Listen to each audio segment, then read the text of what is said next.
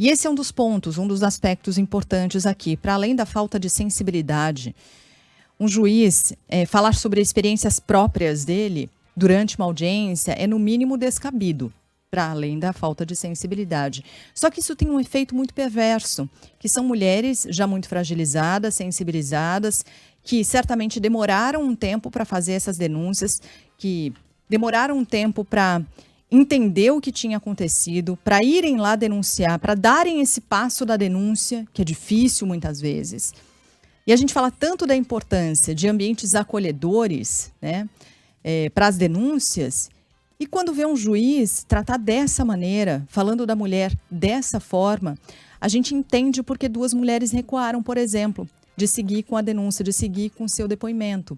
Né? O quanto esse tipo de comportamento inibe aquilo que a gente mais estimula que aconteça, denunciar, seguir em frente com as denúncias, porque só assim os crimes sexuais, os abusadores poderão pagar por aquilo que fazem. Do contrário, sem as denúncias, sem as mulheres encontrarem ambientes acolhedores para isso, sem as mulheres se sentirem estimuladas e encorajadas a denunciarem, esses crimes vão continuar sem punição. E esses criminosos seguirão cometendo exatamente os mesmos crimes. E pior, escalando. Porque quando a gente fala de crimes menores, ou considerados menores pela justiça, com punições mais brandas, dos pequenos assédios de todos os dias, quando isso vai escalando e o homem se sente, o homem abusador, né? Estou falando do homem violentador ou abusador, e ele vai se sentindo com um espaço para escalar esse comportamento, sabe onde isso pode parar? Em feminicídio. E essa é a gravidade. E essa é a gravidade de um juiz que está ali para ouvir esses depoimentos e dar um veredito final, tratar a mulher dessa maneira, tratar esses depoimentos dessa forma, generalizar e colocar experiências próprias dele com outras mulheres, nesses termos, inclusive, com esse tamanho de asneira, porque foi isso, ele falou asneira, generalizando. Então, assim, questionando a veracidade dessas a veracidade, o que denúncias. É muito intimidador para uma mulher que está ali já fragilizada, como eu disse, numa fazendo audiência, é o ambiente dele, ele está acostumado a lidar nessas situações com essas pessoas, com esses casos. Essas mulheres não, né? Para muitas delas, imagino que seja a primeira situação desse tipo. E ele lidar dessa forma. E como a gente está, né? Infelizmente, muitas vezes a gente tem que parte para o Paulo Fleury, nosso ouvinte, mandou essa mensagem aqui dizendo, olha, como ele está deslegitimando a fala dessas mulheres, vamos fazer o mesmo com ele para ver se é bom? Duvido que difícil é acreditar que alguém assediaria esse tipo de bofe. Então. Diz aqui o Paulo Fleury. Podemos fazer o mesmo, não desacreditar, né? Tá bom, tá certo.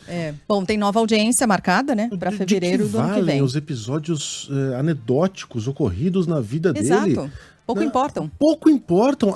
Mesmo que ele viesse com estatísticas, né, colhidas ali de algum estudo sério, veja, das denúncias de assédio sexual que são feitas contra homens no Brasil, 60% se provam falsas. Estou inventando o número, tá?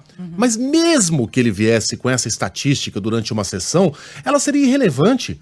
Pois se 60% são falsas, 40% são reais. E como é que ele pode dizer que aquela que está à frente dele é real ou não, baseado no que aconteceu com ele quando ele era professor, em que mulheres que são o quê?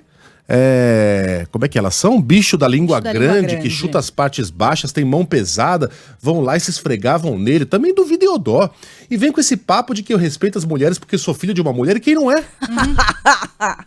Que loucura! Inclusive, a minha mãe é uma mulher. Que loucura! Olha só. Agora se coloque na posição de uma mulher que tá lá vendo o juiz tratando a denúncia delas dessa maneira. Como é que você vai imaginar que tem alguma chance de ganhar essa causa? É claro que elas vão recuar. É claro! É inacreditável o comportamento desse magistrado frente a um caso tão sério. A gente não sabe se as denúncias são reais. Enfim, a gente não conhece o contexto, mas aparentemente ele nem quis conhecer. Ele já tomou suas conclusões baseado num episódio ocorrido com ele. Uma experiência individual do ponto de vista dele, que a gente não sabe nem se é verdade, se foi desse jeito mesmo. Cara, que loucura! Que tipo de magistrado esse país está formando? E quais serão as consequências? Pelo amor de Deus, porque isso não pode ficar assim.